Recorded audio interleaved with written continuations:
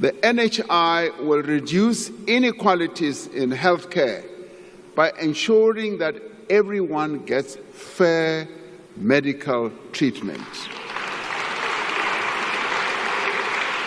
Now, the NHI will save many lives by providing a package of services that include, for example, even more especially, maternal and newborn care and services also for people living with HIV, those with TB, and those suffering from non-communicable diseases such as heart disease, cancer, and diabetes.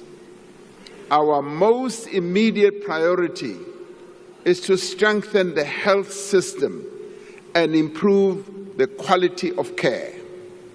A vital part of this is the modernization, the improvement, and the maintenance of existing health facilities and the construction of new hospitals and clinics.